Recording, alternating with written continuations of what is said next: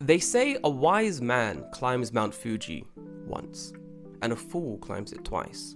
I gotta agree with that statement. Back in 2008, me and my friends, back when we were lonely English teachers, decided it was time. We have to climb Mount Fuji. It didn't help that at that time we were living in Kanagawa and we could all basically see Mount Fuji from our balconies, taunting us, betting that we wouldn't climb him. So you know we had to do it. And one warm Friday evening, when climbing season opened, we decided it was time to climb Mount Fuji. We climbed Mount Fuji in, I think, a way that most people would suggest you don't climb it, but we did take precautions. I'll get that out of the way now. We did something called bullet climbing. Now, bullet climbing is the act of starting your hike at nighttime, climbing all the way up through the night, getting to the top a few hours before sunrise, 30-40 minutes before sunrise, waiting at the peak, checking out the beautiful sunrise, snapping some photos. My God, these photos we got of Mount Fuji, just breathtaking. The entire climb was magical. And then you head back down. It is the most efficient way to climb Mount Fuji, but if you've had no training climbing mountains, if you want Mount Fuji to be your first big mountain, I would suggest not climbing it this way. It is very tiring. It is a very difficult climb. It was hard. It was really difficult.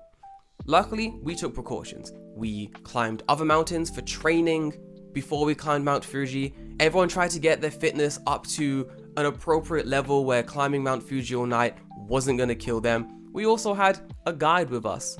I mean, this wasn't a hired guide. This was just one of our friends who, he's obsessed. He'd climbed Mount Fuji like 6 or 7 times by this stage, and he basically gave like a Mount Fuji guided tour. So we were in safe hands. But even with the training, even with our guide, who had oxygen canisters, what a babe, even with the 3 liters of coffee I packed with me to get through this nightly climb, my God, was it a difficult climb?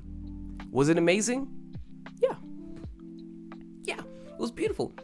The entire climb all night was mixtures of everyone doing weird sing-alongs and being very deadly silent when we were exhausted. We saw Mars from halfway up the mountain, great views of like the night sky. We saw some of the best sunrises I have ever seen to date.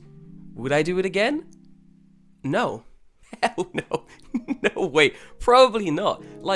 Probably not. It was a grueling climb. You'd either have to pay me to do it again, or someone I know who's never climbed the mountain before and it's all they want to do in Japan would have to ask me.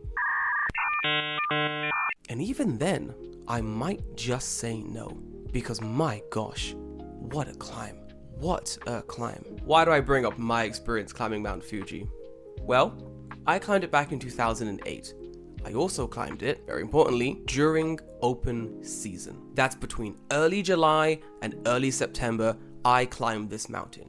And even then, when Fuji is at its warmest, when the snow peaks that Fuji is so famous for were not there, it was a grueling climb.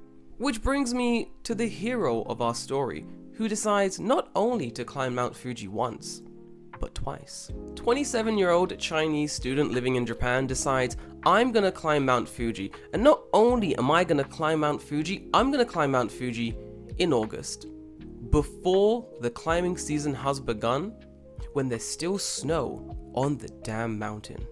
To his credit, he got further than I thought he was gonna get. 3,000 meters, about 9,800 feet above sea level on the Fujinomiya Trail. That's pretty high. He's got pretty close to the peak there. Sadly, he didn't make it to the top, but luckily he didn't die. He called in a rescue helicopter, which swooped in, saved his ass from the mountain, brought him back down to safety, and a few days later, he was discharged from hospital. No harm, no foul. Because, this is insane to me, I only realized this in researching the story. Climbing Mount Fuji off-peak, it's technically not illegal. All the mountain trails are technically closed. There are no medical shacks open. All the little centers you can stay at on the mountain, all the mountain huts, they're all closed down. It's not illegal. There's no fine for climbing the mountain at this time. But this does make sense. I've seen a lot of stories of professional climbers, I saw one that was like a snowboarder, and they would climb the mountain in off-peak season to snowboard down or test their climbing prowess against what is an off-peak Mount Fuji, which is pretty insane. But these are professional climbers. Once again, it's not illegal to climb Mount Fuji off-peak, but if you do get stuck, it is pretty meiwaku, pretty nuisancey to the local police and the rescue team, who have to spend time out of their day and also neglect, I assume, other dangers and stuff going on so they can save you from a mountain. But to circle back to our student, he was saved, brought down nice and safe, sent home, no harm, no foul. You know, don't do it again. He did it again. A few days later, he decides, I need to climb Mount Fuji one more time. And for those who've not heard this story, I know what you're thinking, he's gotta prove to himself and the world that he can make it to the top of Mount Fuji. That he is international students' #1 climber, and no snow, no elements, no altitude sickness is gonna stop him from seeing the top of that mountain. You're wrong. Bro realized he left his phone up there. That's it. Bro realized, oh shit, I've left my phone on the mountain. I should pop back up and get it. And that's what he did. He re-climbed the mountain to try and find his phone. This mountain is dangerous enough already when climbing in open season. People get stuck, sick, altitude sickness, break bones, hurt themselves climbing this mountain when the mountain is full of people, when all the medical tents are operational, when all the huts are open. It's still pretty dangerous. He's gone up there again by himself to try to retrace his steps to look for his phone. He gets stuck. Fuck, I shouldn't laugh. He gets stuck again. He gets altitude sickness again and has to once again call for help. And the same Shizuoka police force and the rescue teams have to once again fly up Mount Fuji to bring him back down again. This second time, supposedly a lot worse. He was in the hospital for a few days before they once again discharged him. And to this date, recording this video, it doesn't seem like he's gone up the mountain again. But honestly, I wouldn't put it past him. He's already climbed the mountain twice, and there are no consequences from getting stuck and being rescued from the mountain. So he might do it again. The story is kind of annoying. We've had a lot of stories about tourists coming to Japan being annoying, streamers coming to Japan being nuisances. The last thing we need is for students to also come to Japan and ignore the rules and regulations placed out and just make everyone look bad. Already streamers are getting it, already tourists are getting it. We can't also have our international students getting it. That's our last bastion of hope. Japanese netizens obviously pissed. Japanese netizens, to be fair, are always kind of pissed, but this is kind of an area where I'm like, okay, you know, kind of makes sense. They were calling for this Chinese student to be charged for the rescues. Normally, I'd be against netizens calling for this man to be charged for what is basically using a public service. Yes, he climbed Mount Fuji during off-peak season or like whatever, but generally, there's no rule against it. It's kind of a suggestion. They just suggest you don't climb it. But once again, people climb it all year round. Like, there are various levels of climbers that want to try to attempt climb Mount Fuji during various different sort of weathers and such. Don't know this guy's level, so I can't comment on it. But yeah, if this was a one-time rescue thing, I'd be like, hey guys, relax, you know? Maybe this guy was a competent climber and, you know, he made a mistake or the weather shifted and he just wasn't equipped to handle that weather change. Which could be the case. He technically made it 3,000 meters up the mountain.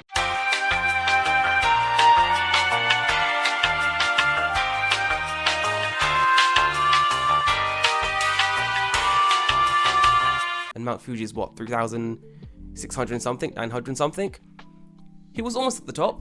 He was almost there, you know. He had some shoe malfunctionings. His little spiky things on his shoe broke the first time. That's why he couldn't make it to the top. Second time, yeah, cool. Altitude sickness. But the second time is why I'm kind of like, wait a minute. Charging him sounds like a hilarious idea. Charging him sounds like something that perhaps may have to be done in certain situations. Obviously, it's not me to decide. I'm, of course, a taxpayer in Japan. You know, my taxpayer money is going to rescuing this man from the mountain. I understand their rage. I understand they're upset. It's my tax yen too. But I'd rather have this man rescued twice from a mountain than what, die a second time? When he's gonna call a second time and be like, hey, I'm stuck again, they're gonna be like, lol, like, Not really a case of charging this man. I think it might be a case of strengthening the rules around the mountain. With all things in Japan, nothing changes until somebody dies, but I'd rather no one die on the mountain.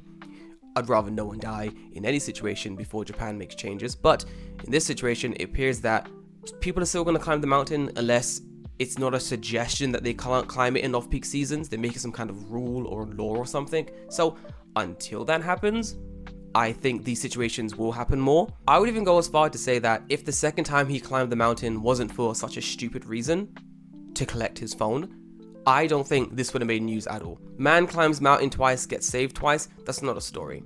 Man goes up a second time to collect lost phone, hilarious story that everyone can point and laugh at. I wish him a speedy recovery if he's not already recovered, and my advice to you, sir, would be don't do it again. Please don't climb the mountain a third time.